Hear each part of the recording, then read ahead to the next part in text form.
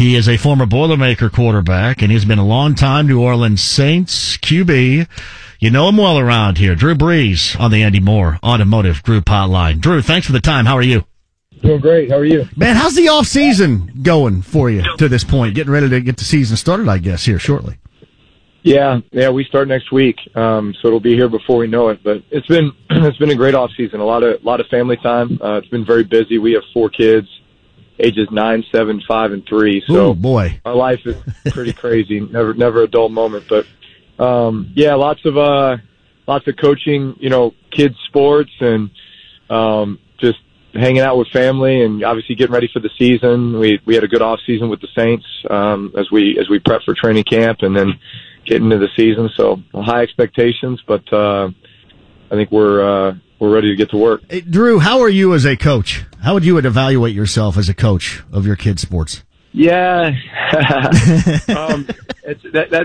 that's always a challenge because obviously the competitive juices start flowing, and you start getting pretty intense and pretty competitive. I think at the end of the day, especially for kids that are my kids' age, in that elementary school, 9, 7, 5 age range, you just want them to have fun. You want to create the best experience you can for them so that they keep coming back.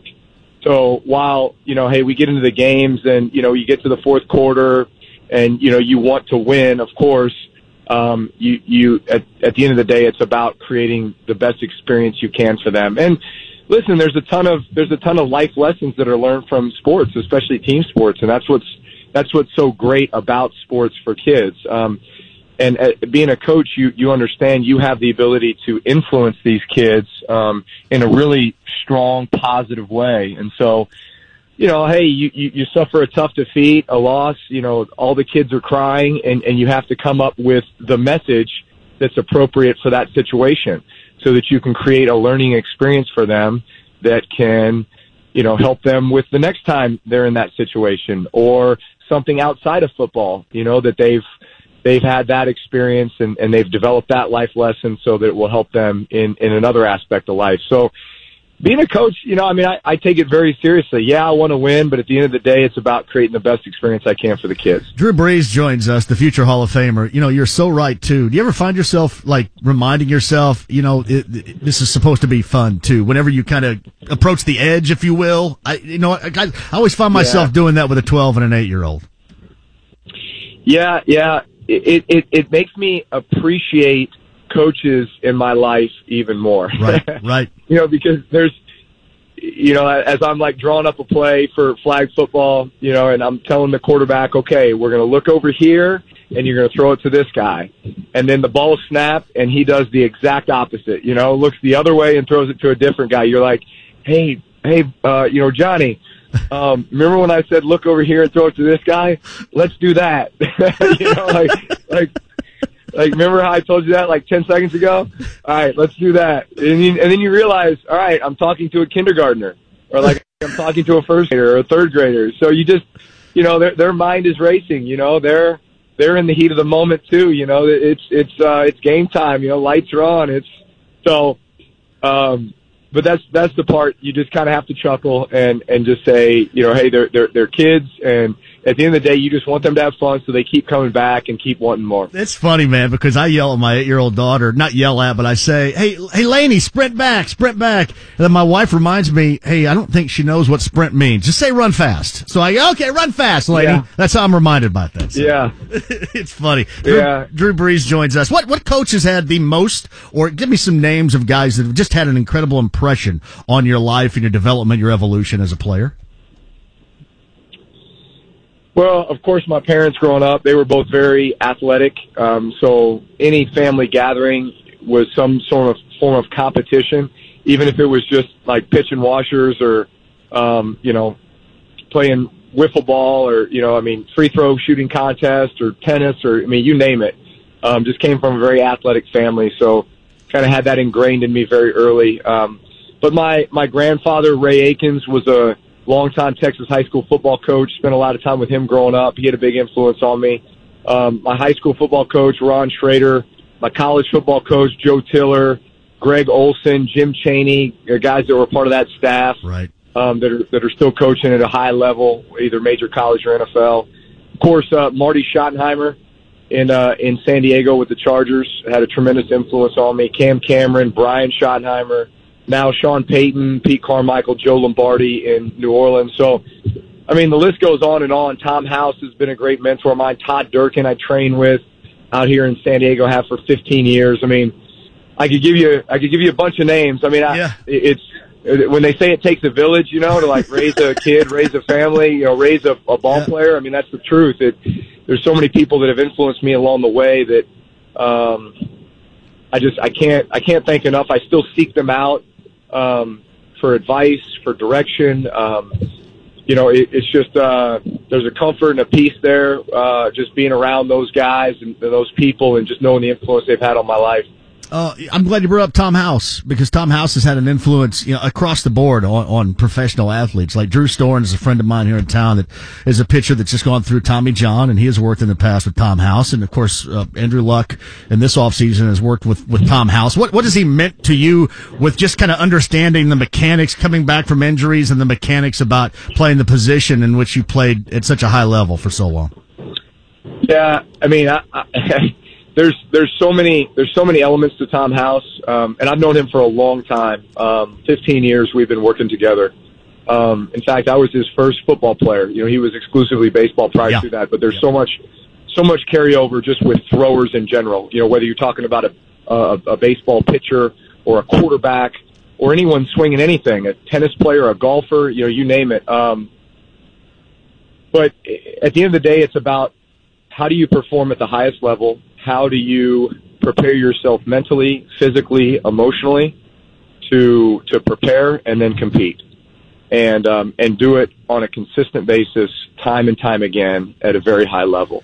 And it's extremely difficult. And without a guy like him in my life to help guide me, especially during some tough times early in my career, I certainly wouldn't be where I am now. I still spend a lot of time with him. I just saw him yesterday. In fact, as I prep for camp. Just constantly going back and reestablishing the foundation by which, you know, I can build each and every year, you know, cause you really kind of go back to, I don't want to say square one, but you go back to just the basics at the beginning of every off season, you know, just so that you can reestablish that foundation by which you're going to build, and go out and perform at a high level during the season. That's awesome too, because I think a lot of people around here don't really understand what Andrew Luck has gone through and the type of help that Tom House has provided. You do, I bet. You probably completely understand, maybe not without directly knowing or having that knowledge, understand what Andrew has gone through and that type of assistance that Tom has provided. There's no question. I know it's extremely difficult. You know, any type of injury to the throwing arm, especially, you know, what appears to be the extent of Andrew's. You know, and obviously that's been a long road for him and a really tough road. But I think, by all accounts, Andrew, especially this off season, has really worked his tail off. You know, to get back to where he's going to be able to compete at a high level. And I'm calling it right now. It's either him or Darren Sproles for NFL Comeback Player of the Year. I'm just calling it right now. Oh, well, wait a minute. I'm marking the tape on that. For the 2018 season. Him or Darren Sproles are co-winners of the Comeback Player of the Year. That's awesome. I'm marking the tape on that. By the way, I've hosted a show here for 14 years, and I've pleaded with the Colts to try to get Darren Sproles here basically the entire time. Said, just trade anybody and get him here. I mean, he's always doing damage, it seems like, in a game to the Colts, and I've certainly always loved his game, but I know Colts fans are going to love what you're saying about Luck this season. Drew Brees joins us. This is what I like. They had a flag football tournament here at Butler here in Indy this past weekend with some guys you played with back in the day in the NFL were participating. Flag football is going places right now, especially for youth. And I love to see you involved with Football in America. Talk a little bit about how special this is to you and how it can help kids, not necessarily, you know, the whole tackle football thing, but can keep the skills sharpened at a flag football level moving forward. Yeah, well, so we created our own flag football league. It's called Football in America, FNA. We launched it last fall of 2017 in Louisiana, and it was a huge success. We had 2 leagues in New Orleans and 1 in Baton Rouge, and the reception was incredible. What we found, my kids love football. My boys, 9, 7, and 5 years old. My little girl, who's 3, she's probably going to play it as well. That's what's great about our league too. It's co-ed, K through 8. We launched it in Louisiana in the fall. We're taking it to 11 other locations this coming fall. One of those being in Indianapolis at Westfield. They're going to be playing games at University High School on Sunday mornings. Yep. And what we did was, when my kids started getting into football, first of all, I understand kind of the landscape that we're in right now in regards to tackle football. I think a lot of parents have a fear for putting their kids into tackle football at this age, and I agree. I probably wouldn't allow my kids to play until middle school. I think that's probably the appropriate age. But I think if kids feel, or if parents feel like that's the only option is to play tackle right now, their kids may never ever play football. They may never ever be exposed to it. Never have the opportunity to play, because by the time they get to middle school, they might be on to something else. So what we've done is we've created, as we looked across the U.S., we saw that there was really no uniform standard for flag football. Everybody's playing by different rules, and, some are 5-on-5, 6-on-6, 7-on-7. So what we did is we tried to take the best of everything and put it into our league, and also make a few modifications that we felt like were the best league to help kids develop the fundamentals for the game of football, that if they ever wanted to transition over to tackle football, this would help prepare them. Also creating the most fun, safe, family-friendly environment that we possibly could. It's as much about creating the family experience as it is about, the kid having fun playing football. And I come at this from 3 different angles. I played flag football all the way up until my 9th grade year. That was the first time I put pads on, was high school. And I felt like the memories I had from flag football growing up were some of my best youth sports experiences. And I felt like it helped prepare me to play the game after that.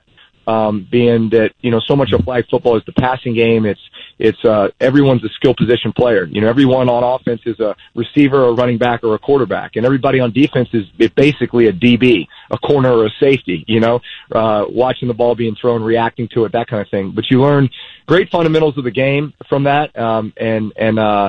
Also for me, I'm a parent who watches my kids play, who are just love the game of football and want to experience it, want to play it. And I also come at it from the perception of a coach. I coach my kids, I coach other kids, and I understand just the importance of that. So coming from those 3 different areas, we develop what we think is the gold standard for flag football in the country. And we've got 11 leagues coming up here in the fall, one of them at Westfield.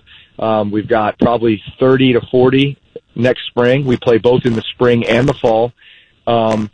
What we like to, and what we've tried to structure with our league, is we've tried to make it to where, whether football is your primary sport or your secondary sport, it is something that's very easy for the family. We don't have 4 practices a week and then playing games on the weekends. We try to make it as non-intrusive as possible. So we just allow 1 practice per week for no more than an hour, and then we play games.